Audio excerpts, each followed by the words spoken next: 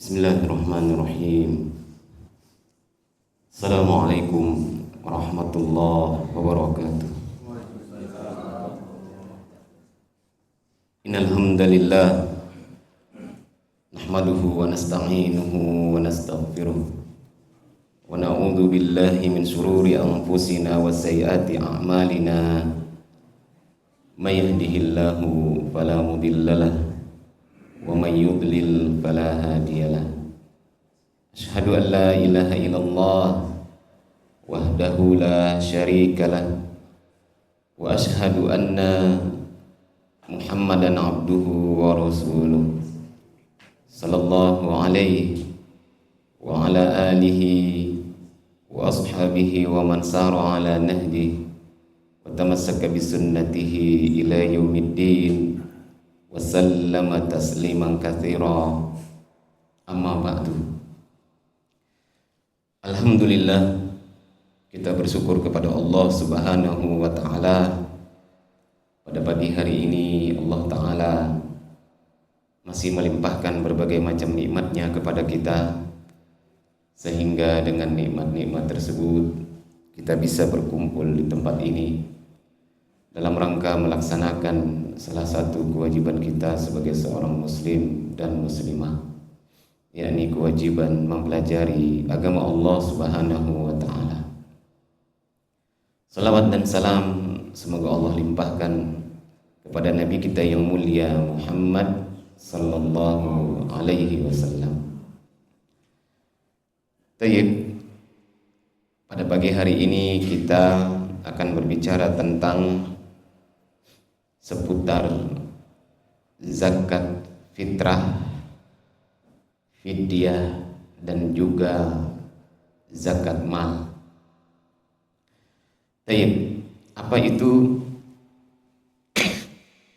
zakat fitrah?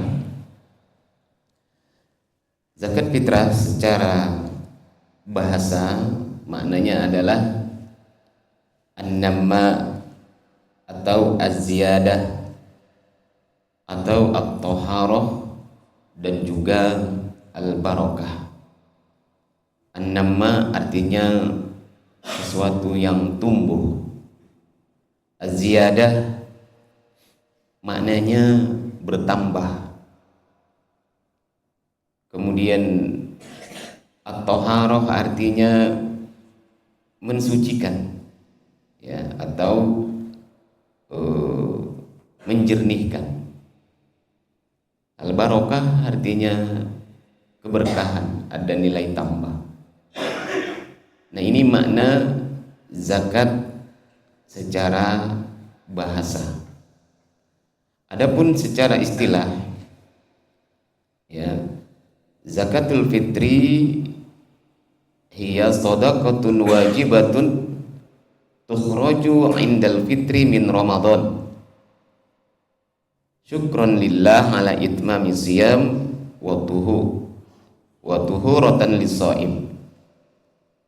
Jadi zakat fitrah adalah sedekah yang wajib dikeluarkan pada saat Idul Fitri sebagai bentuk syukur kepada Allah Subhanahu wa taala atas selesainya ibadah puasa dan sebagai pembersih bagi orang yang berpuasa. Atau dalam pengertian lain, yakni shadaqatun mafrudatun tukhraju 'indal fitri min Ramadan, yaitu zakat yang diwajibkan atau sedekah yang diwajibkan karena berkaitan dengan waktu iftar atau waktu tidak berpuasa lagi dari bulan Ramadan.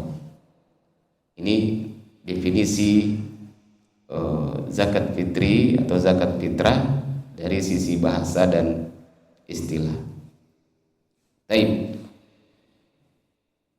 Kemudian apa hukum mengeluarkan zakat fitrah ini?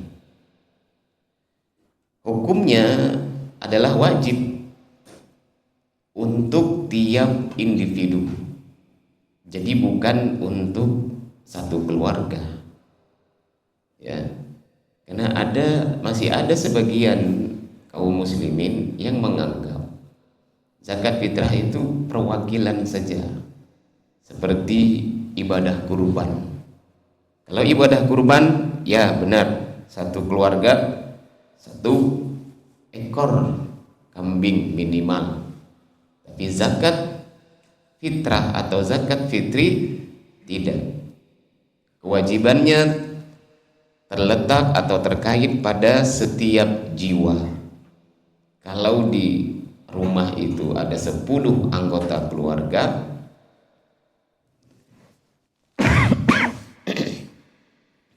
maka 10-10-nya harus dikeluarkan zakatnya. Baik. Di antara dalilnya ucapan Abdullah bin Umar radhiyallahu taala anhuma, beliau berkata, "Farada Rasulullah sallallahu alaihi wasallam zakatal fitri sa'an min tamr aw sa'an min sya'ir 'alal 'abdi wal hurri wal dzakari wal untha was saghiri wal kabiri minal muslimin wa amara biha an tu'adda qabla khurujin nasi ila shalah." Rasulullah SAW mewajibkan zakat fitrah dengan satu sok kurma atau satu sok gandum bagi setiap muslim yang merdeka maupun budak, laki-laki maupun perempuan, anak kecil maupun dewasa. Dan zakat tersebut diperintahkan untuk dikeluarkan sebelum orang-orang keluar melaksanakan sholat Id. Ya. Jadi hadis dari Abdullah bin Umar ini pertama menjelaskan tentang wajibnya zakat. Ya. Zakat fitrah ini wajib bagi setiap individu. Kemudian disebutkan juga bendanya yang dikeluarkan itu apa. Di sini Abdullah bin Umar menyebutkan satu sok kurma, ya, satu sok kurma atau satu sok gandum. Berarti ini makanan pokok jenisnya, ya. Satu sok itu berapa liter atau berapa kilo nanti kita jelaskan. Berarti yang dikeluarkan di sini adalah makanan pokok. Ya. Kalau makanan pokok bagi orang-orang Arab hari itu adalah gandum dan kurma, maka itu yang dikeluarkan. Adapun di negeri lain, misalkan mereka tidak mengkonsumsi gandum, tidak mengkonsumsi kurma, tapi mengkonsumsi beras, nasi seperti kita, maka yang dikeluarkan adalah beras. Atau di tempat lain lagi misalkan ada yang mengkonsumsi jagung, ya, maka yang dikeluarkan adalah bahan makanan pokok mereka. Nah, ini jenis zakat yang dikeluarkan, ya. Jenis barangnya yang dikeluarkan adalah bahan makanan pokok. Kemudian disebutkan juga siapa yang berkewajiban di sini. Kata Abdullah bin Umar, yakni bagi setiap muslim yang merdeka ataupun budak. Ya. Jadi sampai budak pun dia harus mengeluarkan zakat fitrahnya. Padahal kita tahu budak, ya, di zaman Nabi SAW, para budak itu tidak punya harta, tidak punya rumah, tidak punya, ya, mereka hanya sebagai pelayan di rumah majikannya, di rumah tuannya, bisa digaji, bisa tidak, ya, tapi mereka dapat makan dan dapat tempat tinggal. Tapi mereka pun diwajibkan mengeluarkan zakat fitri ini. Nah, jadi tidak ada alasan bagi seseorang untuk tidak mengeluarkan zakat fitri atau zakat fitrah, kecuali seseorang yang hari itu tidak memiliki jatah makanan yang cukup untuk dirinya, ya. Sejak terbenamnya matahari di akhir Ramadan, stok beras di rumah dia hanya cukup dimakan sampai besok siang. Hanya cukup makan sampai besok siang. Sore saja pun dia harus berpikir kemana harus mencari makan malam. Nah, kalau kondisinya seperti ini, ya dia gugur kewajibannya. Tapi kalau dia punya stok makanan yang cukup untuk dia makan untuk hari Id, jadi terbenam matahari di akhir Ramadan, lihat berasnya ada 5 kilo, ada 5 kilo di dapur. Kemudian jatah makan sehari untuk katakanlah 5 orang, dia satu keluarga, 1 istri 3 anak. Biasanya kalau 5 orang sekali makan sekilo cukup atau tidak? Cukup atau tidak? Kurang. Sekilo nih, seliter nih, masa untuk makan untuk 5 orang kurang? Cukup ya. Berarti 3 kali makan hanya butuh 3 kilo. Berarti masih ada selisih 2 kilo. Selisih 2 kilo. Ya. Nah, kalau memang selisihnya itu mencapai 2,5 kilo atau 3 liter, maka keluarkan zakat fitrahnya. Keluarkan zakat fitrahnya. Tapi anggota keluarganya ada 5. Dia hanya bisa mengeluarkan untuk 1 orang. Siapa yang harus dia keluarkan? Untuk siapa harus dia keluarkan? Untuk kepala keluarga. Kalau cukup untuk 2 orang yang bisa dikeluarkan zakatnya, untuk siapa dia harus keluarkan? Untuk suami dan istri. Apabila hanya cukup untuk 3 orang, sementara anggota keluarganya 5, siapa saja yang harus dia keluarkan zakatnya? 1 suami, 2 istri, yang ketiga anak paling kecil. Anak paling kecil. Ya. Kenapa anak paling kecil?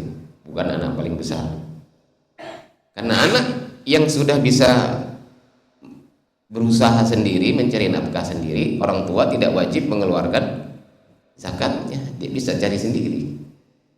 Tapi kalau anak yang masih kecil, dia masih berada di bawah tanggungan orang tuanya, maka yang harus dikeluarkan adalah anak yang paling kecil. Baik. Kemudian apa hikmah dari zakat fitrah ini? Ketika Allah Subhanahu wa taala memerintahkan kaum muslimin untuk melakukan satu ibadah, tentu ini ada hikmah yang sangat besar, ya, di balik perintah syariat itu. Di antara hikmahnya, Waqi bin Al-Jarrah mengatakan, zakat fitrah itu untuk bulan Ramadan, ya. Zakat fitrah ini kaitannya dengan bulan Ramadan, ya. Jadi kalau di luar Ramadan, ya, ini tidak ada zakat fitrah. Jadi zakat fitrah ini terikat dengan bulan Ramadan. Nah, zakat fitrah itu kata Waqi' bin Jarrah, untuk bulan Ramadan seperti sujud sahwi ketika sholat.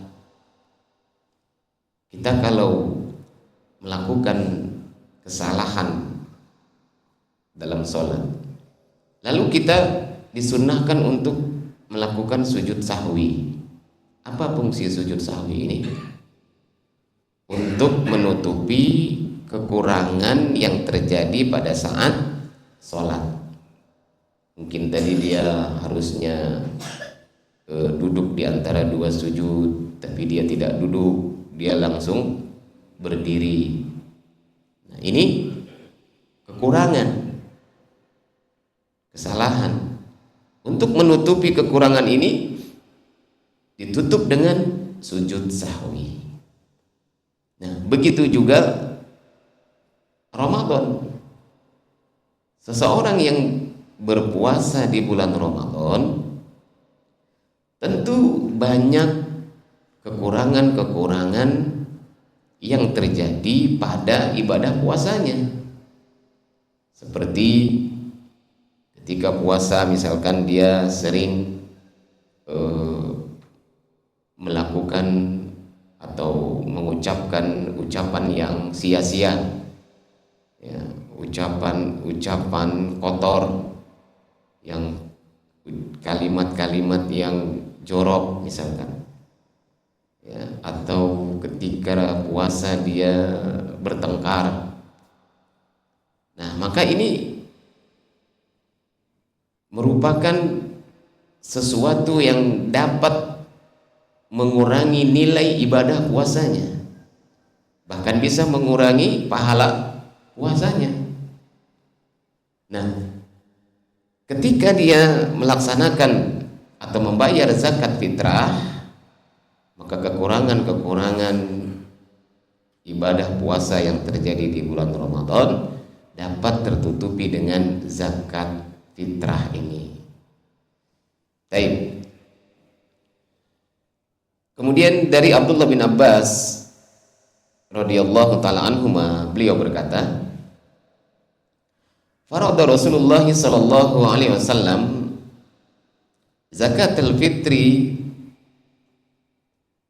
tahuratan lis-shaim minal lagwi war rafas wa tu'matan lil masakin man addaha qabla sholati fahiya zakatun maqbulah wa man addaha ba'da sholati fahiya sadaqatun minas sadaqat. Kata Abdullah bin Abbas radhiyallahu taala anhuma, Rasulullah sallallahu alaihi wasallam mewajibkan zakat fitrah untuk mensucikan orang yang berpuasa dari senda gurau, dari senda gurau dan kata-kata yang keji. Ini diantara hikmah zakat fitri atau zakat fitrah. Dia akan membersihkan seseorang yang ketika berpuasa dia sering bersenda gurau. Senda gurau hukumnya tidak haram, tapi kalau berlebihan ini menjadi perkara yang tidak disukai. Bercanda, ya, karena lama-lama ini senda gurau seperti ini akan menimbulkan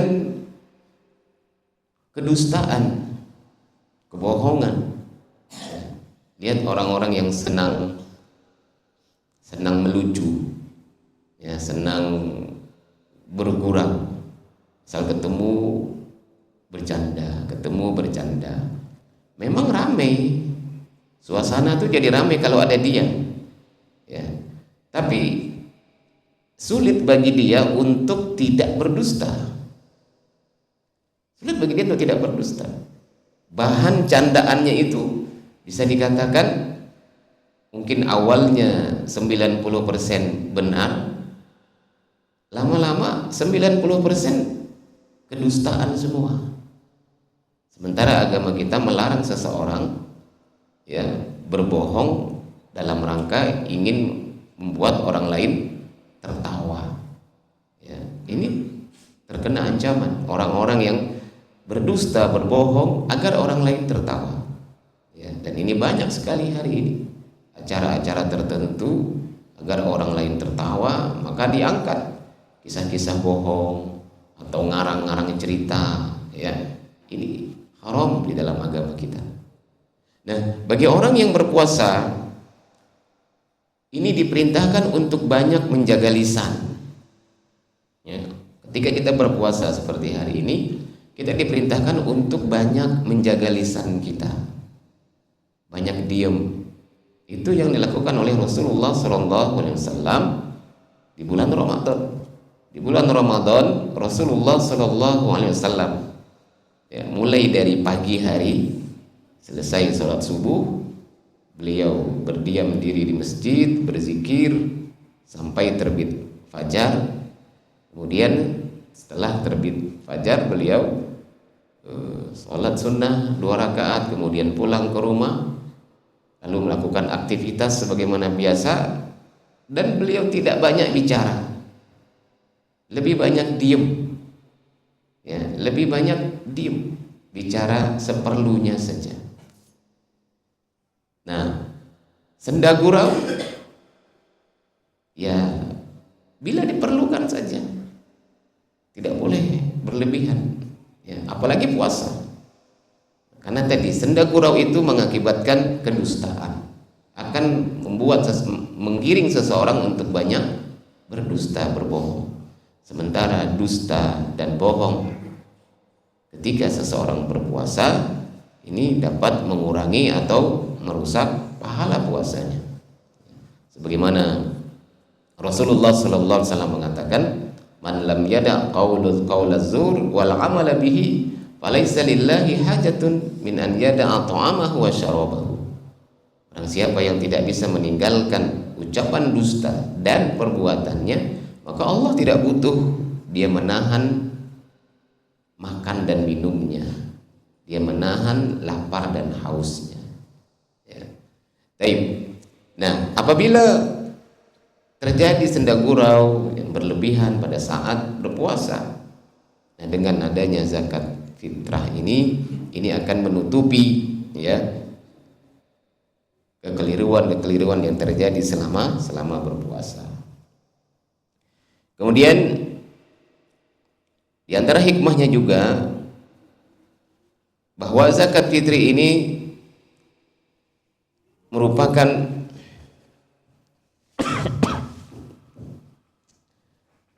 waktu untuk memberi makan orang miskin.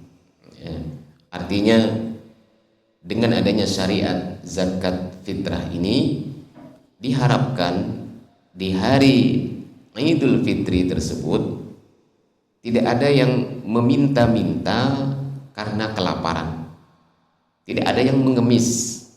Itu salah satu hikmahnya, ya.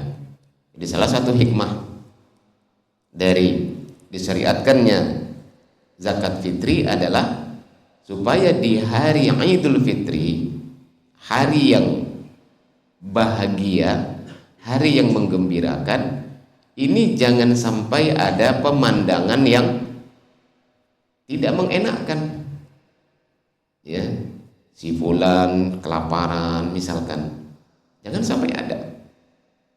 Oleh sebab itu ada syariat yang miskin diharapkan tidak kelaparan di hari itu, sehingga tidak ada yang meminta-minta, tidak ada pengemis.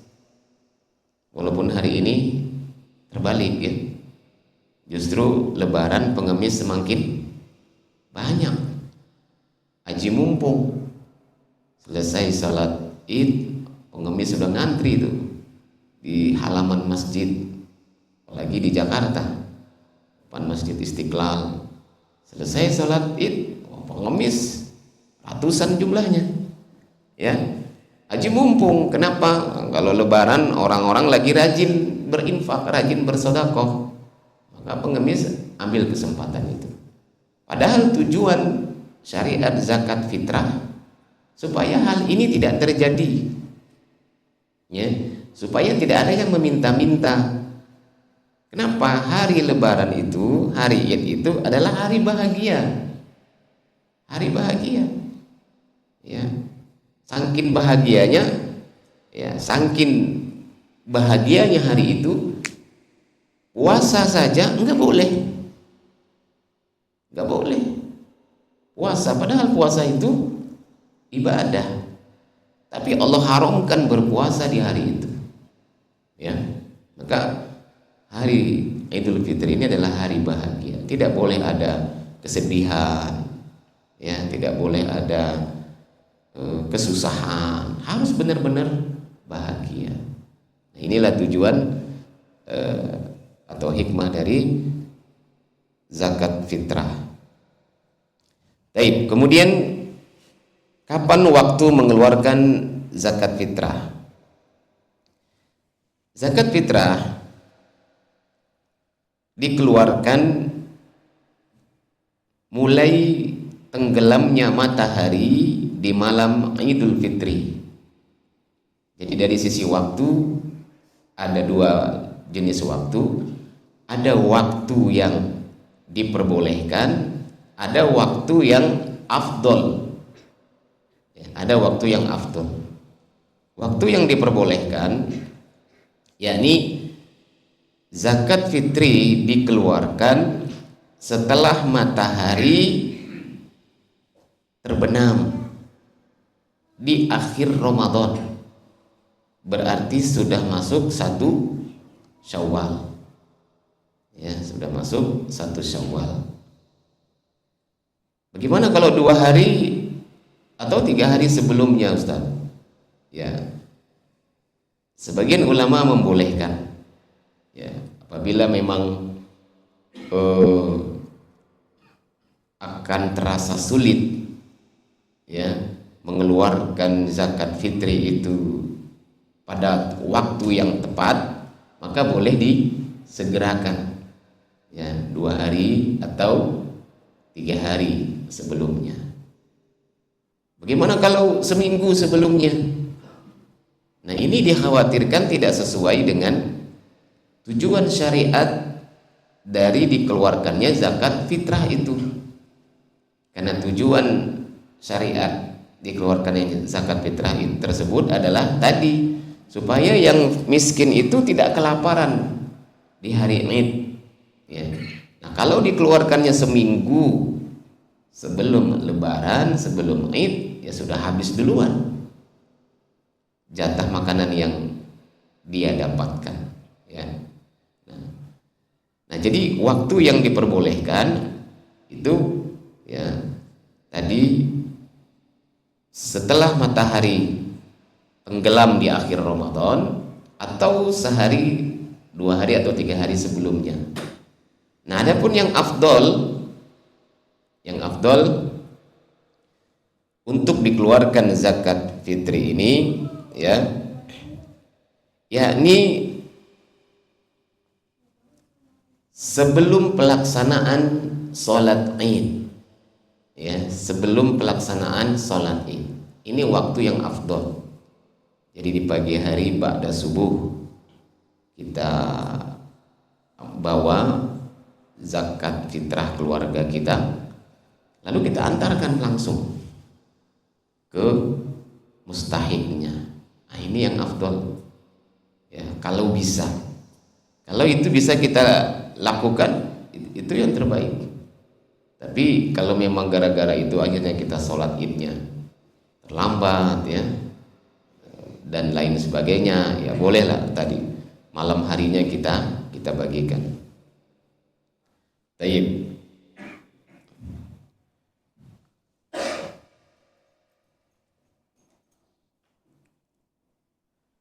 Kemudian, bolehkah kita membayarkan zakat orang lain?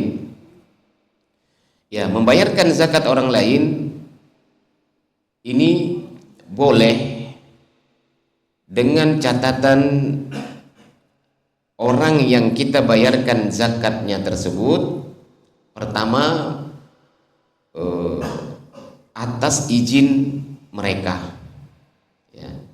Kita boleh membayarkan zakat seseorang dengan catatan orang itu setuju. Ya, orang itu setuju. Misalkan kita punya ipar, kita punya saudari perempuan, qadarullah misalkan tidak bersuami, ya kondisinya pun miskin. Kita ingin membayarkan zakat mereka, maka ini boleh dengan catatan ya mereka setuju. Kalau mereka mengatakan biar kami aja yang mengeluarkan zakat kami, beras kami banyak, maka biarkan mereka yang mengeluarkannya. Tayyib. Kemudian siapa saja yang menjadi tanggungan bagi seorang ayah untuk dikeluarkan zakatnya, ya, yang menjadi tanggungan seorang ayah atau seorang suami pertama adalah dirinya dan istrinya, ya, dirinya dan istrinya. Kemudian anak-anaknya yang memang belum mampu mencari nafkah, ya, anak-anaknya yang belum mampu mencari nafkah. Ini menjadi tanggungan seorang ayah atau orang tua.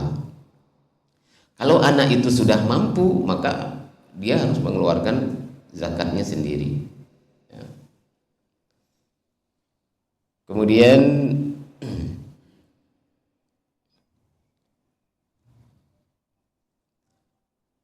untuk jenis bahan pokok yang bisa kita keluarkan, ya, tadi sudah kita sebutkan, bisa beras, bisa kurma, bisa gandum, ya, tergantung bahan makanan pokok di daerah tersebut.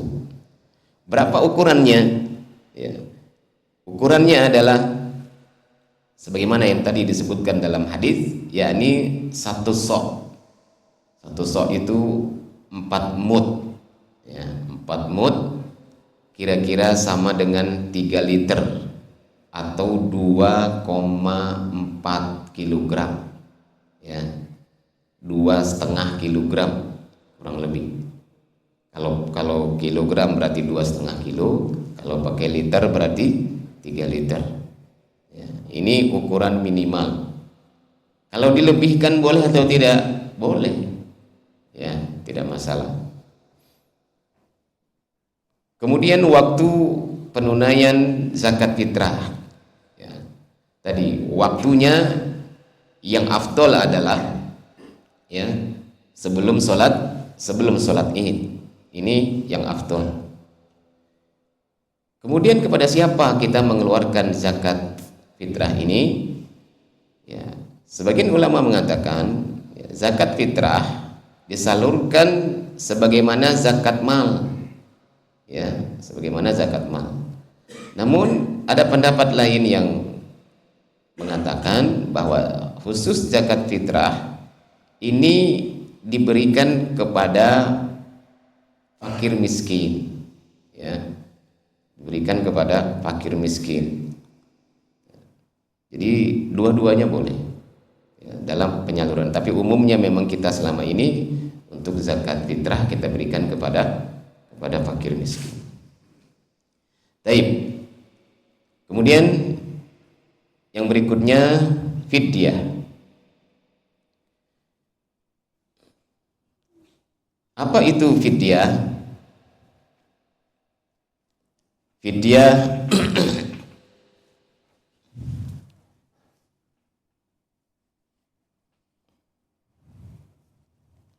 ya, para ulama, ya, seperti ulama Hanafiyah, Syafi'iyah dan Hanabilah sepakat bahwa fidyah adalah puasa yang tidak mampu dikerjakan oleh orang tertentu. Ketika seseorang tidak mampu melaksanakan puasa, ya, disebabkan karena sakit yang memang tidak ada harapan untuk sembuh, maka orang ini boleh membayar fidyah, ya, boleh membayar fidyah. Sebagaimana Allah Ta'ala menjelaskan dalam surat Al-Baqarah ayat 184, wa 'alal ladzina yutiqunahu fidyatun ta'amu miskin, dan wajib bagi orang-orang yang berat menjalankannya, yakni berat menjalankan puasa, untuk membayar fidyah, ya, membayar fidyah, yaitu memberi makan seorang miskin, ya, memberi makan seorang miskin. Baik.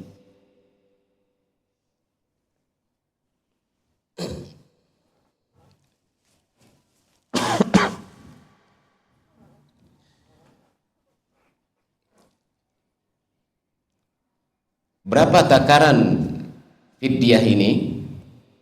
Takarannya adalah 1 mud untuk setiap hari tidak berpuasa. Jadi kalau dia tidak puasanya 1 minggu, berarti 7 mud, ya, 7 mud. Kalau sebulan tinggal dikalikan 30. 1 mud itu seberapa? Ya, untuk mudahnya 1 mud itu ya 1 porsi makan kita, 1 porsi 1 kali makan, ya. Jadi kalau misalkan kita meninggalkan puasa itu 1 minggu, tinggal sediakan saja 7 porsi makanan, ya, 7 porsi makanan, lalu kita serahkan kepada fakir miskin. Caranya bagaimana? Bisa 7 porsi itu kita kasih ke 7 orang yang berbeda, ya, kumpulkan 7 orang, kasih 7 porsi makanan. Atau kita kasih ke orang yang sama selama 7 hari. Hari ini dikasih, besok dikasih, lusa dikasih. Ini caranya, ya. Boleh dikasih setiap hari ketika meninggalkan puasa. Hari pertama nggak puasa, keluarkan fidyahnya. Beli misalkan 1 bungkus nasi padang, kasih ke fakir miskin. Besok nggak puasa lagi, beli lagi nasi padang, kasih ke fakir miskin. Atau dirapel di akhir Ramadan, ya, di akhir Ramadan 30 hari nggak puasa, nah, bisa dikumpulkan 30 orang fakir miskin, lalu dibagikan sekaligus, gitu ya. Atau bisa juga karena misalkan sulit dicari orang miskin di tempat itu, adanya dia lagi, ya, boleh kita cicil. Hari ini 1 keluarga misalkan dia ada 5 orang, kasih 5 dulu, besok kasih 5 lagi, lusa kasih 5 lagi. Ini cara membayar fidyahnya. Nah, yang tidak boleh membayar fidyah itu di awal Ramadan. Di awal Ramadan. Jadi puasanya belum selesai tapi sudah dibayar fidyahnya. Nah, ini tidak boleh, ya. Misalkan baru berjalan 2 hari Ramadan, dia sudah siapkan 30 porsi makanan, lalu dia bagikan kepada fakir miskin. Nah, ini tidak diperbolehkan, ya. Tayyib. Lalu siapa saja yang dikenakan fidyah ini? Karena sebagian orang terkadang bermudah-mudahan dengan fidyah. Ya, anak sakit Ustaz, ya, mau bayar fidyah boleh atau tidak? Tunggu dulu sampai sehat, ya. Misalkan Ramadan ini kita sudah 1 minggu nggak puasa, sudah niat mau bayar fidyah hari ini. Kemarin anak nggak puasa Ustaz seminggu, mau bayar fidyah sekarang, boleh atau tidak? Nggak boleh. Kenapa? Karena dia masih ada harapan sembuh, ya, masih ada harapan sembuh. Nah, yang membayar fidyah itu seseorang yang sakit tidak ada harapan sembuh, karena sakit tahunan, ya, stroke misalkan, atau sudah tua sekali. Kalau dia berpuasa nggak mungkin, ya, nggak mungkin dia bisa berpuasa. Nah, maka bayar fidyahnya. Tapi kalau dia masih bisa sembuh dan bisa mengqadha puasanya, ya, maka yang terbaik adalah yang seharusnya dia lakukan adalah dia qadha puasanya. Ya, jadi fidyah ini tidak boleh bermudah-mudahan. Fidyah ini bukan pilihan siapa yang mau, bukan. Tapi fidyah ini ya ada ketentuannya. Ya, ada ketentuannya. Karena kalau fidyah itu pilihan, yang mau fidyah silakan fidyah. Mungkin semua orang akan memilih fidyah daripada qadha. Ya kan? Tinggal hari ini nggak puasa, ya udah tinggal beli nasi padang 20.000, gugur kewajiban. Ya, nah ini tidak benar. Baik. Sebelum Anda lanjutkan masalah fidyah ini, ada yang ingin ditanyakan? Silakan Pak. Assalamualaikum warahmatullahi wabarakatuh. Waalaikumsalam warahmatullahi wabarakatuh. Terima kasih untuk sudah menjelaskan mengenai zakat. Ini ada pertanyaan. Apa hukumnya apabila seorang muslim mengatakan bahwa zakat adalah tidak terpenting di dalam agama, bahkan mengatakan lagi bahwa tidak populer di dalam Al-Quran dan tidak populer di zaman Rasulullah SAW. Apa hukumnya ini? Ini dikatakan oleh seorang pejabat negara di depan umum. Mungkin Anda punya perkiraan. Topik pembicaraan itu kan sudah ada wacana. Topiknya mengenai Basnas, Badan Amil Zakat Nasional. Ya. Tapi kok bukan objeknya itu yang akan dibicarakan. Tapi kok di awal kalimat sudah mengatakan seperti itu, bahwa zakat tidak terpenting dalam agama, bahkan tidak populer di dalam Al-Quran dan tidak populer di dalam zaman Rasulullah SAW. Apa hukumnya terhadap orang muslim seperti itu? Ya, syukron, jazakallahu khairan. Ya, pertanyaan yang bagus sekali. Kita tadi sudah mendengar pertanyaannya, tidak perlu Anda ulangi. Ketika seseorang ya mengucapkan bahwa zakat itu tidak penting, bila dia sampai meyakini bahwa zakat itu tidak penting, bahkan tidak wajib, berarti dia mengingkari satu daripada rukun Islam. Ya, rukun Islam.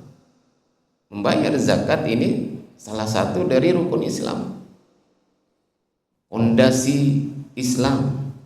Nah, begitu dia mengingkarinya, apabila itu diucapkan dengan sadar dan dengan pengetahuannya, ya, maka dikhawatirkan orang ini bisa keluar dari Islam, ya, bisa keluar dari Islam. Kecuali kalau dia menyampaikan itu misalkan karena kejahilannya, karena nggak tahu, ya. Kalau nggak tahu berarti harus dikasih tahu. Kalau setelah dikasih tahu dia masih menolak, ya, ini bisa keluar dari Islam, gitu ya. Siapa bilang zakat nggak penting? Abu Bakar As-Siddiq ketika di awal-awal menjadi khalifah itu sampai memerangi orang-orang yang nggak mau bayar zakat, ya. Kaum muslimin yang nggak mau bayar zakat, sahabat yang nggak mau bayar zakat ketika itu diperangi oleh Abu Bakar, ya. Kenapa? Karena dianggap ini melanggar syariat, ya. Ketika ada Nabi SAW mereka mau bayar zakat, ketika Rasulullah wafat nggak mau bayar zakat, diperangi oleh Abu Bakar, ya. Ini menunjukkan bahwa penting dalam Islam zakat ini, Karena memang kemaslahatannya sangat besar. Gitu ya. Itu yang bisa Anda jawab. Wallahu ta'ala alam. Ada lagi? Silakan Pak. Assalamualaikum warahmatullahi wabarakatuh.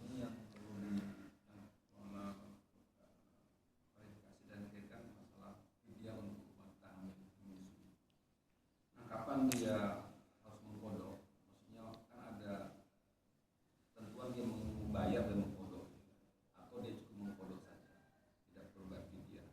Ada juga bilang nggak usah dikodok, bayar fidyah. Nah, waktunya itu kapan wanita yang hamil dan menyusui terus menerus itu tentunya gimana? Ya, untuk wanita yang hamil dan menyusui ada khilaf memang di antara para ulama. Ada yang mengatakan bayar fidyah saja. Ada yang mengatakan qadha dan bayar fidyah. Nah, kalau qadha, kapan dia harus mengqadha puasanya? Kalau dia hamil, ya misalkan setelah hamil dia menyusui butuh waktu misalkan yang eksklusif 6 bulan. Nah, berarti setelah 6 bulan menyusui, ini kan bayinya bisa makan yang lain, ya, bisa minum susu yang lain. Berarti ibunya bisa mengqadha puasa sebelum masuk Ramadan yang berikutnya, gitu ya. Nah, kemudian kalau dia harus bayar fidyah, ya bayar fidyah tadi, sebagian ulama mengatakan qadha dan bayar fidyah ya. Tapi kalau ana lebih condong kalau bayar fidyah, ya fidyah saja, qadha tidak. Kalau sudah qadha, ya sudah, tidak perlu fidyah lagi ya. Jadi kalau misalkan ibu itu dia bisa mengqadha puasanya, ya sudah cukup diqadha. Nah, tinggal waktunya kapan. Tadi setelah menyusui selama 6 bulan, nah, kemudian dia silakan qadha puasanya. Oh, ternyata setelah menyusui 6 bulan hamil lagi Ustaz, ya hamil lagi, nggak mungkin lagi dia qadha. Nah, silahkan bayar fidyah gitu ya. Jadi bayar fidyah itu apabila kemungkinan qadha tidak ada, kemungkinan mengqadha puasa kesempatannya udah nggak ada. Mau mengqadha hamil lagi misalkan, mau mengqadha dianya sakit misalkan, sampai masuk Ramadan berikutnya, maka bayar fidyah ketika itu. Itu yang bisa Anda jawab. Berarti kalau kodoknya lewat dari tahun depan udah masuk Ramadan baru itu gugur, lebih baik bayar fidyah. Karena ada yang bilang, karena saya dengar juga ya tetap dikodok walaupun lewat tahun, kodok lah atas tahun-tahun sebelumnya. Berapa Ustaz? Ya, ini pun ada khilaf di antara para ulama ya. Ada yang mengatakan apabila sudah masuk Ramadan yang akan datang, maka seseorang yang punya peluang untuk mengqadha tapi dia lalai hingga sampai ketemu dengan Ramadan berikutnya, maka dia berdosa. Ya. Nah, bagaimana cara taubatnya? Ya, perbanyak istighfar. Kemudian ada yang mengatakan fidyah dan qadhanya dilanjutkan setelah Ramadan yang berikutnya. Ada sebagian ulama yang ana baca berpendapat demikian ya. Kalau memang itu terjadi pada kita, ya bisa ini kita lakukan, misalkan karena kesibukan dan lain sebagainya, ya kita nggak sempat puasa, ya perbanyak istighfar, mohon ampun kepada Allah Subhanahu wa taala. Kemudian tetap diqadha pada hari-hari setelah Ramadan berikutnya ya. Itu yang bisa Anda jawab. Ada lagi? Ya, yang belakang Pak, silakan. Assalamualaikum. Ya.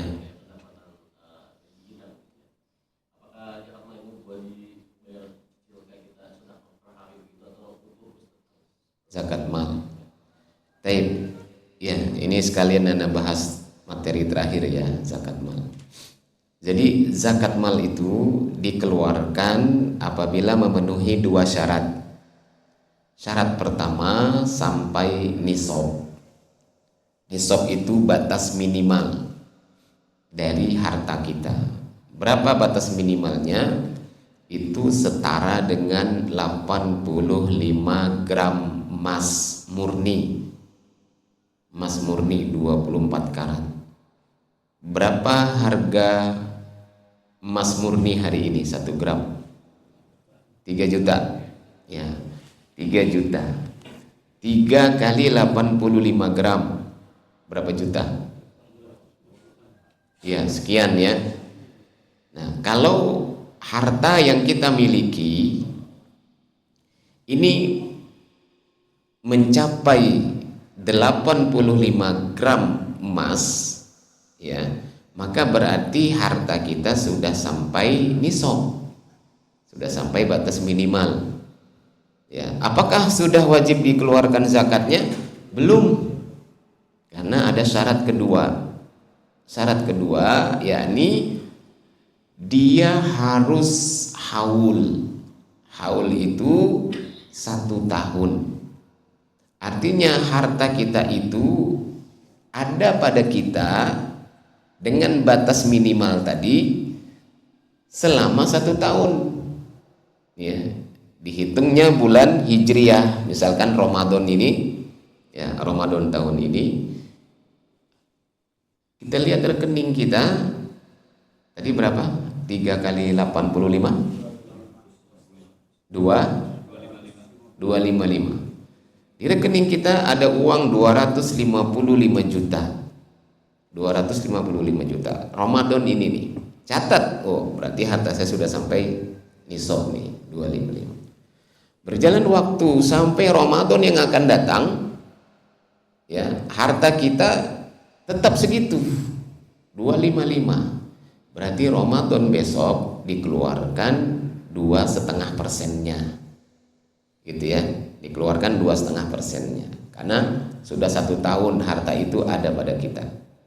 Ya, kalau misalkan 2 bulan menjelang Ramadan berkurang dia, yang tadinya 255 tinggal 250, ya, tinggal 250.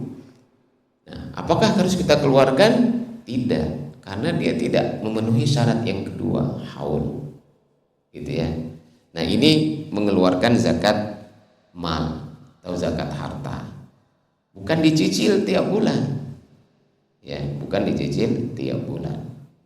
Nah, mungkin ada pertanyaan, bolehkah zakat itu dikeluarkan sebelum waktunya? Ya, sebelum waktunya. Ini biasanya Ramadan ini banyak orang mengeluarkan zakat mal. Kok bareng gitu Ramadan pada mengeluarkan zakat mal, padahal kan haulnya nggak sama. Nggak sama, tiap orang tuh beda-beda haulnya. Ada yang di bulan Muharram dia baru 1 tahun hartanya itu.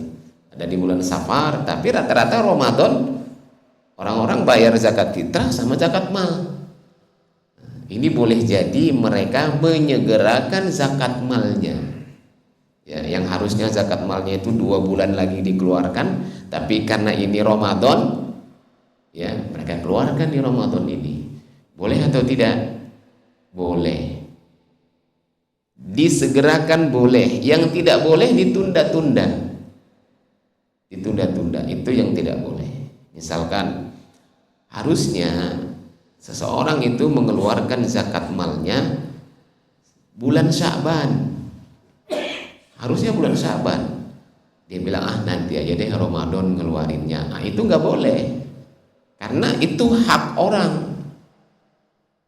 Uang yang ada di tangan dia itu bukan punya dia, itu hak orang. Ada 8 orang yang berhak terhadap harta itu, maka nggak boleh dia tunda walaupun 1 bulan. Ya, 1 bulan. Maka panitia PKM yang dapat amanah zakat mal, ya, harus segera. Dapat hari ini harus segera, bisa hari ini ditunaikan, besok ditunaikan, harus segera.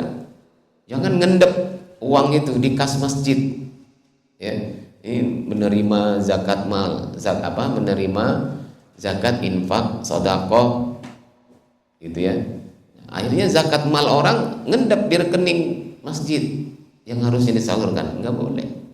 Dan zakat mal itu tidak boleh dipergunakan untuk pembangunan masjid, renovasi masjid, apalagi operasional masjid, nggak boleh. Karena zakat mal itu ada aturannya di dalam agama kita, ya, siapa yang berhak menerimanya, dan ini harus sesegera mungkin untuk ditunaikan atau disalurkan. Ya. Dan itu yang bisa Anda jawab. Wallahu ta'ala alam. Selamat. Ada apa termasuk zakat fitrah itu pun yang berhak adalah yang 8 asnaf. Kemudian salah satunya adalah amil. Amil ini kita sudah ada unit pengumpul zakat, tapi yang kita tunjuk internal. Kami ini harus ada pengukuhan dari pemerintah. Apakah sebelum pengukuhan itu dia berhak menjadi masuk 8 asnaf? Ini kaitannya dengan orang yang mau membayar zakat fitrah di waktu yang afdal, yaitu sebelum salat Fitri. Membayar, kita udah pada ini kan, Bubar. kalau dia sebagai yang ditunjuk sebagai amil, dia berhak menerima. Jadi itu salah satu solusi. Kalau orang mau bayar itu bisa nerima, tapi kalau belum ada SK dari pemerintah, apakah dia udah disebut amil secara syariat? Ya, di dalam Islam amil zakat itu adalah orang yang ditunjuk secara resmi oleh pemerintah. Ini amil zakat. Bahkan dia digaji oleh pemerintah. Adapun amil atau petugas zakat yang ditunjuk oleh DKM yang sifatnya hanya 3 hari, ini tidak bisa disebut amil. Ini panitia zakat. Ya, panitia zakat. Dia boleh nggak dapat harta zakat itu, zakat fitrah itu misalkan? Ya kalau memang dia miskin boleh. Ya, kalau memang dia miskin boleh. Tapi kalau dia kaya nggak boleh. Tapi dia amil amil 3 hari. Ya, di zaman Nabi SAW amil itu digaji karena memang tugasnya hanya itu.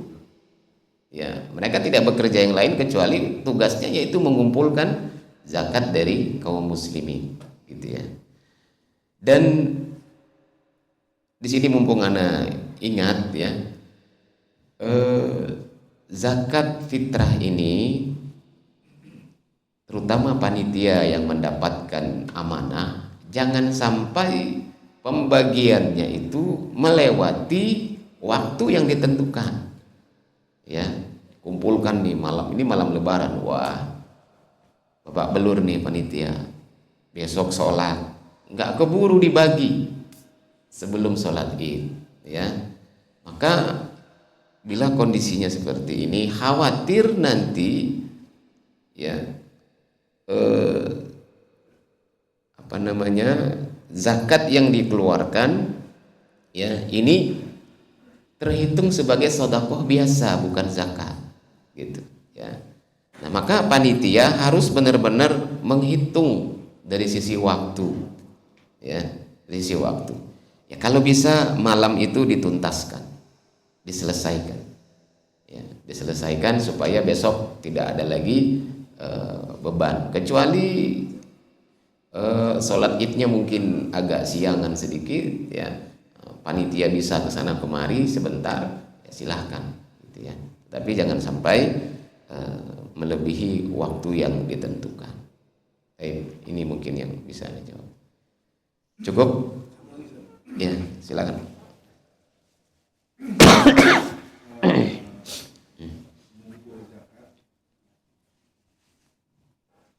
Untuk memudahkan muzaki membayar, dia pakai uang, tapi kita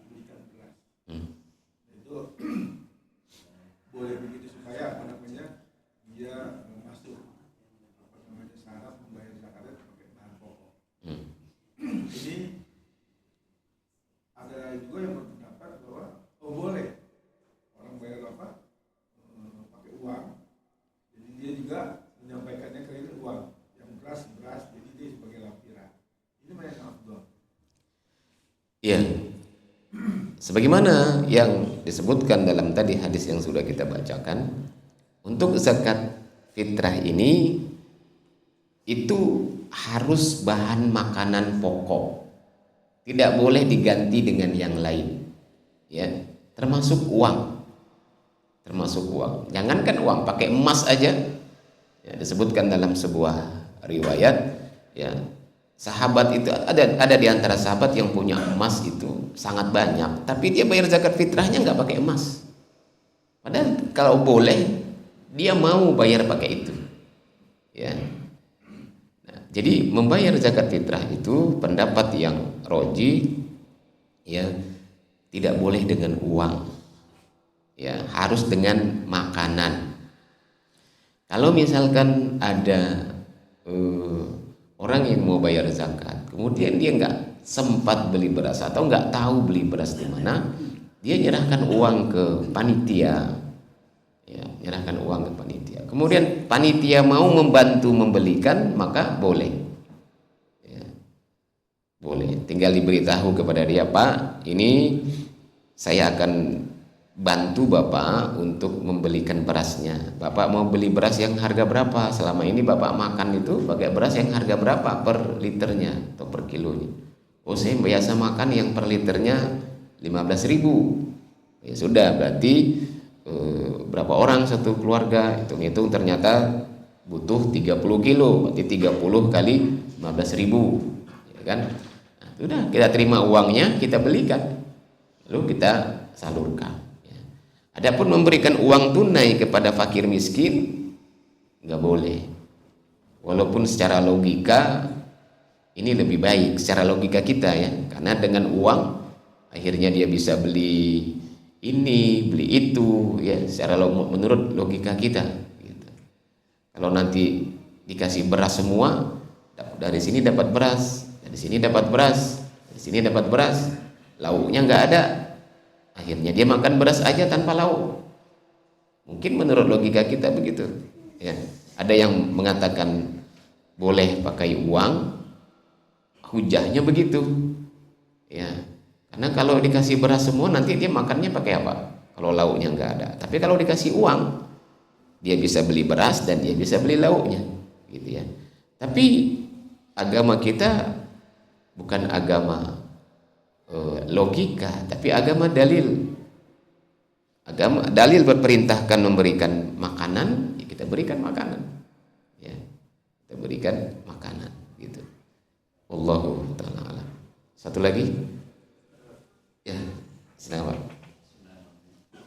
Tadi Ustaz menerangkan bahwa untuk fidyah, kembali ke sejarah memberikan makan. Ya. Sementara kita itu kadang-kadang dipaksa untuk bisa menerima fidyah dari jamaah. Nah, apa hukumnya? Lantas kita harus bagaimana? Apakah harus membelanjakan makanan juga? Kita dikasih. Kita diberikan amanah. Oh, nih saya bayar fidyah nih Fidyah ke DKM. DKM. Terus? Nah, sementara kewajibannya kan harus memberikan makanan kepada yang membutuhkan. Kita hukumnya bagaimana? Apakah kita juga menerima? Jika boleh menerima, kita salurkan dalam bentuk makanan juga, atau boleh dengan memberikan dengan makanan kepada yang wajib menerima. Baik. Apabila ada orang yang titip fidyah ke kita, Pak, saya mau bayar fidyah ibu saya yang selama 1 bulan nggak puasa, ini uangnya. Maka sampaikan kepada orang ini, Pak, fidyah itu dibayar dengan makanan, bukan dengan uang. Lalu gimana, Pak? Ya kalau 30 hari berarti Bapak belikan 30 porsi makanan. Antar ke masjid ini, nanti kami yang akan menyalurkannya kepada fakir miskin. Harusnya seperti itu. Kalau memang dia mungkin nggak tahu mau menyalurkannya kemana, tinggal antar aja 30 porsi makanan ke kami, nanti kami akan salurkan kepada orang-orang miskin. Orang-orang miskin kan banyak, sekitar kita gitu misalkan.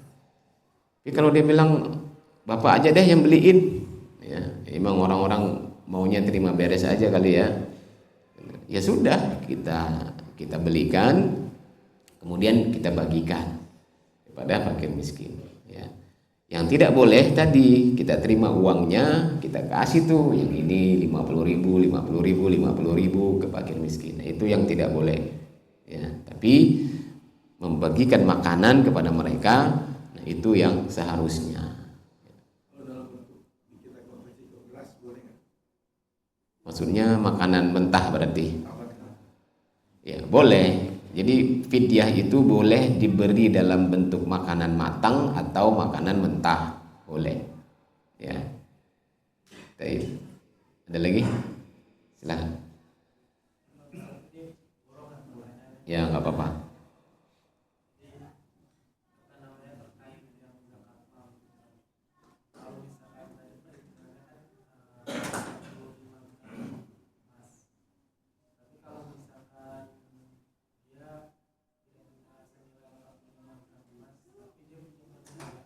Punya?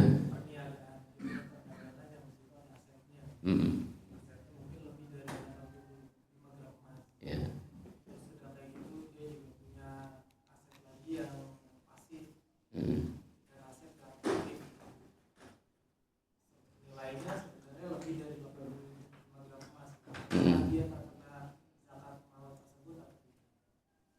Baik. Iya. Ada barang-barang yang memang tidak wajib dikeluarkan zakatnya, ya. Jadi ini perlu kita ketahui supaya tidak semua barang yang kita miliki itu kita hitung dan kita anggap bahwa ini harus dihitung nih, dikeluarkan zakatnya, gitu ya. Ya. Di antara barang yang tidak dikeluarkan zakatnya, pertama, rumah yang kita tempati. Jadi kalau kita punya rumah, walaupun harganya itu 1 miliar, itu nggak dikeluarkan zakatnya. Saya nggak punya tabungan, Ustaz, tapi rumah saya 1 miliar. Apakah saya harus wajib keluar zakat? Tidak. Ya, kenapa? Karena rumah itu kebutuhan primer kita. Ya, ini tidak dikeluarkan zakat. Kemudian juga kendaraan pribadi yang kita gunakan. Kita punya mobil harganya 500 juta. Tadi nisab emas itu berapa tadi? 255 juta. Ya. Berarti mobil saya tuh udah sampai nisab tuh. Harus dikeluarkan zakatnya. Kalau mobil itu memang kita pakai untuk keseharian kita, maka tidak dikeluarkan zakatnya. Ya. Kecuali kalau kita punya mobilnya rental. Kita punya mobil 10, dirental semua. Ini pun menurut para ulama yang dihitung itu bukan harga mobilnya, bukan harga asetnya, tetapi penghasilannya. Jadi penghasilan dari rental itu dikumpulkan, kemudian dihitung sampai nisab, kemudian sampai haul baru dikeluarkan. Ya, adapun asetnya, ya ini tidak. Jadi aset usaha kita ini tidak dihitung zakatnya. Kita punya ruko itu buat kantor kita, harga rukonya 3 miliar, ya disitulah kita berkantor misalkan. Apakah dihitung untuk dikeluarkan zakatnya? Aset itu tidak, ya tidak. Jadi barang yang memang dihitung zakatnya itu, ya yakni barang yang memang yang bukan menjadi kebutuhan pokok kita. Kalau rumah, kendaraan yang kita gunakan, kemudian aset usaha kita, ini tidak dihitung zakatnya. Ya. Termasuk perhiasan yang kita pakai, bukan kita ya, istri kita pakai. Istri kita punya emas, ada cincin, ada gelang, ada kalung. Ya kalau di total itu nilainya bisa sampai 500 juta misalkan. Tapi itu memang untuk perhiasan dia, tiap hari dia pakai itu. Bukan cuman untuk buat simpanan, ya. Maka tidak dikeluarkan zakatnya. Kecuali kalau memang dia senang ngoleksi, senang dikoleksi, disimpan, apalagi nanti kalau harga naik dijual, gitu ya. Nah kalau yang seperti ini baru dihitung zakatnya, gitu ya. Jadi tadi jawaban Ana ini insya Allah menutupi ya dari pertanyaan. Walaupun misalkan dihitung dari uang yang ada tidak sampai nisab, tapi aset kita kalau dihitung lebih. Nah tergantung aset ini tadi. Aset ini merupakan kebutuhan pokok kita atau bukan, gitu ya. Kalau dia memang kebutuhan usaha kita, maka tidak dihitung zakatnya. Yang dihitung adalah hasilnya, hasil dari usaha itu. Kalau punya ruko, hasil dari rukonya. Punya kontrakan, ya maka hasil dari sewa kontrakannya. Itu yang dikumpulkan, kemudian dihitung 1 tahun baru dikeluarkan zakatnya. Hasilnya itu dari hasil atau setelah dikurangi kewajiban, Ustaz? Setelah dikurangi kewajiban, ya. Kurangi kewajiban dan utang. Ya, kurangi kewajiban, utang, kalau ada biaya listrik, perawatan, ya, gitu. Barang dagangan, stok barang. Stop barang dagangan, ya. Kalau stok barang dagangan, ya. Nah ini pun yang Ana pahami dari keterangan para ulama tidak dihitung, ya, tidak dihitung. Kecuali nanti misalkan dijual, kemudian uangnya kita masukkan ke rekening, diam, tidak dibelanjakan lagi, ya, ini baru dihitung, gitu ya. Ini mungkin yang bisa Ana jawab. Cukup? Ya, terakhir ya.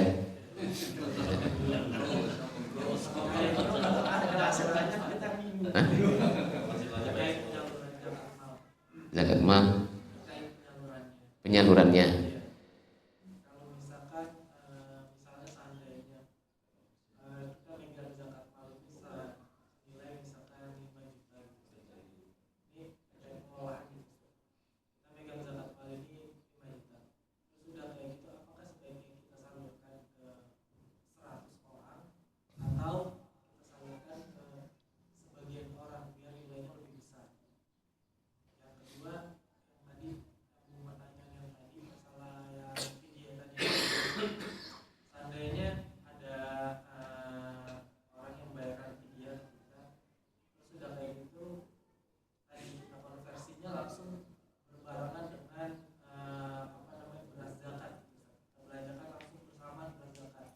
Coba yang fidyah diulang.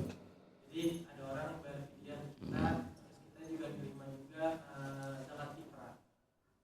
Ada orang bayar fidyah, kita terima zakat fitrah juga. Misalkan ada orang yang bayar fidyah ke kita 30 hari, Ustaz. Misalkan nilainya 1 juta gitu. Misalkan nilai 1 juta. Terus ada yang lain juga bayar zakat fitrah.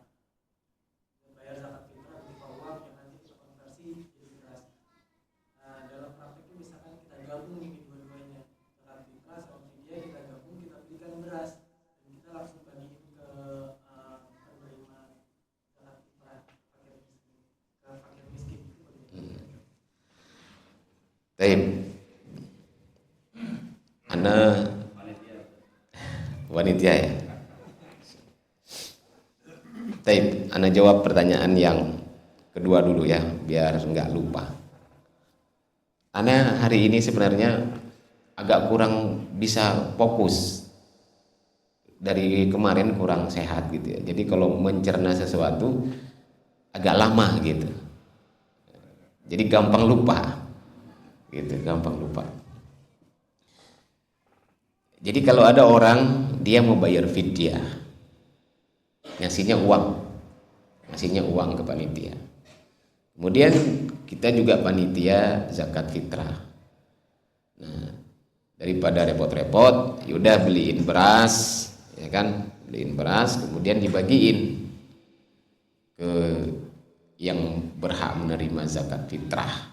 Berarti barang nih dia zakat fitrah dapat, fidyah dapat, gitu ya. Ya, zakat fitrah dapat, fidyah dapat. Nah, kita lihat di sini fidyah ada yang terjadi penyimpangan apa tidak dalam penyalurannya. Fidyah boleh disalurkan dalam bentuk makanan matang atau mentah. Berarti di sini tidak ada penyimpangannya. Kemudian yang berhak menerimanya adalah fakir miskin. Nah, yang berhak menerima zakat fitrah fakir miskin. Ketika fidyah disalurkan kepada yang menerima zakat fitrah, berarti tidak ada masalah. Ya, berarti clear ya, tidak ada masalah kan? Ya, boleh seperti itu. Ya. Kalau misalkan tadi ada tangkap dari apa namanya penjelasan Ustaz, kalau misalkan fidyah ini dibayarkan misalkan 30 hari, berarti ketika kita bayarkan 1 hari itu dibayarkan ke 30 orang yang berbeda, atau dibayarkan ke 1 orang tapi selama 30 hari. Baik, ya. Berarti di sini ada penyimpangan. Ya, walaupun yang menerimanya fakir miskin, bentuk barangnya matang atau mentah, tapi dari sisi jumlah nggak sesuai. Ya, sisi jumlah nggak sesuai. Nah, karena syariat mengatakan seseorang membayar fidyah, memberi makan orang miskin sesuai dengan jumlah hari puasa yang dia tinggalkan. Nah, kalau misalkan kita beliin beras tadi, bagiin ke fakir miskin yang menerima zakat fitrah, nggak ketahuan nih dari si fulan yang fidyah ini yang kebagian berapa gitu. Ya, maka sebaiknya dipisah. Ya, kalau memang mau memberikan makanan mentah, ya sudah dihitung nih berapa Pak, berapa hari nggak puasanya, 30 hari. Ya sudah, misalkan mau dibagi berapa per ininya, misalkan per sekilo misalkan berarti 30 kilo gitu ya, gitu. Nah, jadi harus dipisah, nggak bisa digabung seperti yang ditanyakan tadi, karena nggak akan ketahuan jumlah fakir miskin yang nerima dari harta yang bayar fidyah ini berapa orang, gitu ya. Tapi pertanyaan pertama tadi, ketika kita menyalurkan zakat mal, mana yang afdol? Memberikan jumlah yang besar untuk 1 orang atau memberikan jumlah yang kecil untuk banyak orang? Nah, jawabannya yang afdol adalah yang pertama. Ya, yang pertama. Bahkan yang afdol itu begini, misalkan zakat mal itu dikelola nih oleh pemerintah. Ya kan, kita nyerahkan zakat mal kita kepada pemerintah. Nah, pemerintah ini mendata orang-orang miskin, ya, atau yang 8 tadi. Nah, misalkan ada orang yang miskin, dia berapa nih kebutuhan dia untuk 1 bulan? Ya, misalkan dia punya gaji 3 juta, sementara kebutuhannya 5 juta. Berarti kan sebulan kurang 2 juta. 2 juta kali 12 bulan. Berarti 24 juta, ya kan? Maka kasih nih 24 juta kepada orang ini. Nih Pak, 24 juta untuk setahun. Ya, nanti tahun depan dapat lagi 24 juta kalau dia masih miskin. Ya, kalau dia tahun depan udah kaya ya nggak dapat. Ya, tapi hikmahnya, ya, ketika seseorang dipenuhi kebutuhannya untuk 1 tahun, kekurangannya ya, tadi dia punya gaji 3 juta, sementara kebutuhannya 5 juta, kurang 2 juta, kasih 24 juta untuk setahun. Berarti selama setahun ini dia nggak kekurangan tuh, dia nggak kekurangan. Nah, sebenarnya seperti ini yang diinginkan oleh agama kita, ya. Nah, daripada ini ada uang zakat misalkan 100 juta, dikasih nih si fulan kasih 5 juta, si fulan kasih 5 juta, kasih 5 juta, sementara kebutuhan dia 24 juta. Tetap aja selama setahun ini dia masih susah, masih kekurangan dia selama setahun ini. Kenapa? Butuhnya 24, ya, dikasih cuma 5 juta gitu. Maka lebih baik yang 100 juta itu bagi 4 aja, kalau memang masing-masing kurangnya 2 juta sebulan, sehingga setahun itu paling tidak ada 4 orang yang tidak kekurangan hidupnya, ya. Nah, ini yang afdol. Baik, ini mungkin yang dapat Ana sampaikan pada pagi hari ini. Kurang lebih mohon maaf. Bila ada yang benar itu datangnya dari Allah Subhanahu wa taala, bila ada yang salah itu dari saya. Semoga Allah taala mengampuni dan memberikan hidayah. Kita tutup dengan membaca doa kafaratul majlis. Subhanakallahumma wa bihamdika asyhadu an la ilaha illa anta astaghfiruka wa atubu ilaik. Assalamualaikum warahmatullahi wabarakatuh.